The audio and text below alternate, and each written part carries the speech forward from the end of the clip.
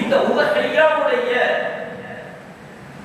முதலாவது அதனுடைய வரைவிலக்கணம் என்ன? உதஹிய்யா என்றால் என்ன? அது எந்த சொல்லிலிருந்து வந்தது? நான் அடிக்கடி பார்ப்போம் துஹா. துஹா தொழுகை. துஹா தொழுகை தொழக்கூடிய நேரம் முற்பகலுடைய நேரம். அரபியில் புகருக்கு முந்தின நேரத்திற்கு சொல்றது துஹாவுடைய நேரம். துஹா முற்பகலின் மீது சத்தியமான சூரத்து துஹா. அந்த துஹா என்ற சொல்லிலிருந்து தான் உதஹிய்யா என்ற சொல் வந்தது. உதஹிய்யாவும் அந்த நேரத்தில் கொடுக்கப்பட வேண்டிய ஒன்று. அதனால்தான் உதஹிய்யா முற்பகலில் பெருநாளுடைய தொழுகைக்கு பின்னால் முற்பகலில் கொடுக்கக்கூடிய ஒன்று. அந்த அடிப்படையில தான் துஹா என்ற சொல்லிலிருந்து உதஹிய்யா என்ற சொல் பெறப்பட்டது. இரண்டாவது ஒரு வார்த்தை பேசப்படும் குர்பான். மோடூர்ல குர்பான் கொடுக்கலையா, குர்பான் பார்சல் இல்லையா, குர்பான் குர்பான் விடுவாங்க. இந்த ரெண்டு வார்த்தை அரபியிலே பாதிக்கப்படும். இப்ப உதஹிய்யா என்பதற்கு சொல்ல தெரியும், அது துஹா முற்பகலுடைய அரபு வார்த்தையிலிருந்து வந்தது. குர்பான் என்றால் அரபுல நெருங்குதல் என்று அர்த்தம். அல்லாஹ்வை நெருங்க செய்யப்படுகின்ற எல்லா அமலுக்கும் குர்பான் அத்தகர்ருபு இலல்லாஹ், அல்லாஹ்வின் பக்கம் நெருங்குகிறது என்று அர்த்தம். அப்ப குர்பான் என்று ஏன் உதஹிய்யாவுக்கு சொல்வதென்றால் உதஹிய்யாவின் மூலம் நோக்கம் அல்லாஹ்வை நெருங்குவது குர்பான். எனவே அந்த சொல்லும் பயன்படுத்தப்படுகிறது. அம்மல் குர்பான் ஃபஹுவ குல்லு தாஅத்தின் யதகர்ரபு பிஹா இலல்லாஹி தஆலா அஸ்ஸலா வஸ்ஸியாம் வஸ்ஸதகா வஸ்ஸபஹ். தொழுகை, நோன்பு, ஜகாத் அறுப்பதன் மூலம் எப்படி அல்லாஹ்வுடைய நெருக்கத்தை அடைகிறோம், இதுபோல் உதஹிய்யா கொடுப்பதன் மூலம் அல்லாஹ்வுடைய நெருக்கத்தை அடைவது. அதனால குர்ஆன்ல அல்லாஹ் தஆலா உதஹிய்யாவுக்கு குர்பான் என்ற வார்த்தையை பாவித்திருக்கிறார். வத்லு அலைஹிம் நபஅ பனி ஆதம பில் ஹக்கி இத் கர்ரபா குர்பானா. ஆதம் அலைஹிஸ்ஸலாத்துடைய அந்த மகன்மாருடைய சம்பவத்தை அல்லாஹ் சொல்லிக் கொண்டு வந்து இத் கர்ரபா குர்பானா, அந்த இரண்டு பேர்களும் குர்பான் கொடுக்க நெருங்கினார்கள். ஏதோ ஒன்றை அறுத்து பலியிடுவதற்கு நெருங்கினார்கள் என்று அல்லாஹ் தஆலா குர்ஆனில் குறிப்பிடுகிறார். இன்னொரு விடயம், இஸ்லாம் அல்லாத வேறு மதங்களிலும் அறுத்து பலியிடக்கூடிய ஒரு வழக்கம் இருக்குது. மூசா அலைஹிஸ்ஸலாத்துடைய காலத்தில் தலை புனிந்து கொண்டு போகும், நான் உதாரணத்தை சொல்றேன். ஒரு மர்ம கொலை நடந்தது. அதாவது மூசா அலைஹிஸ்ஸலாத்துடைய காலத்தில் மர்ம கொலை.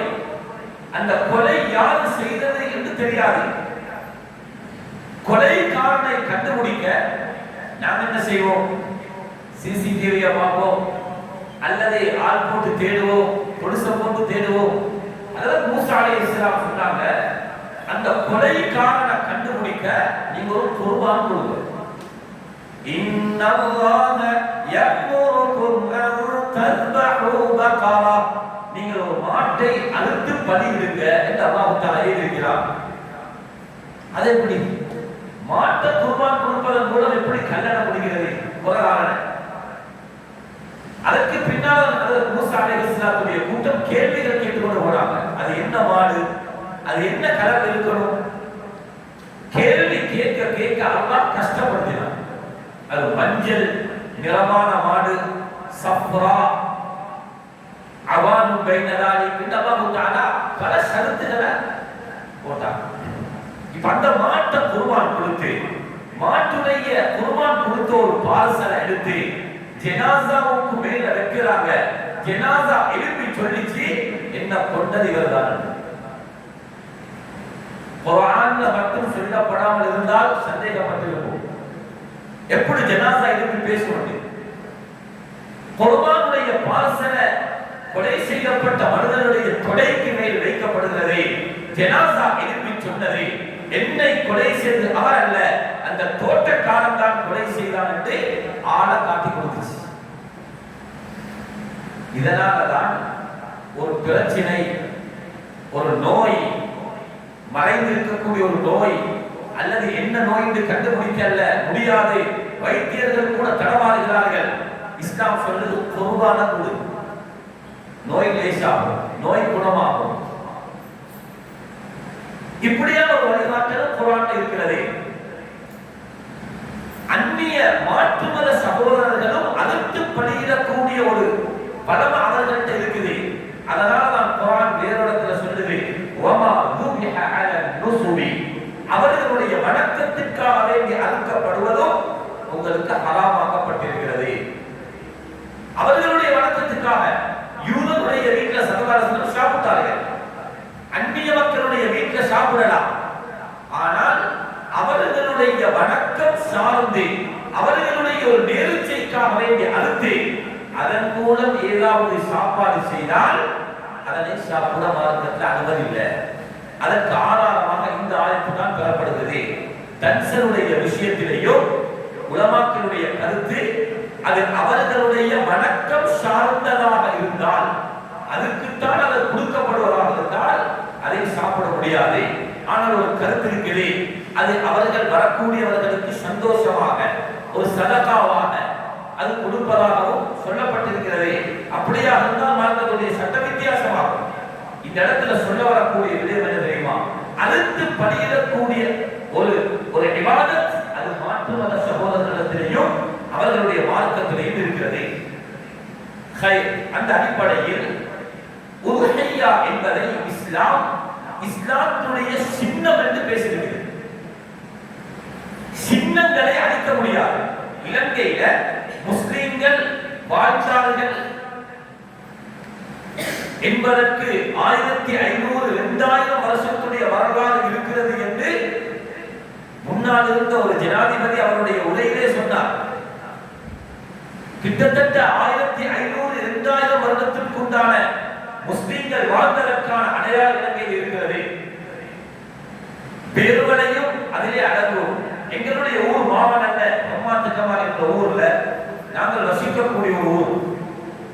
ஹிஜ்ரி 133 யாரா ஹிஜ்ரி 135 கடைசி சஹாபி மரணிக்கிறார் 111 அபூ துஃபைல் ரலியல்லாஹு அன்ஹு அவர்கள் தான் கடைசி சஹாபி.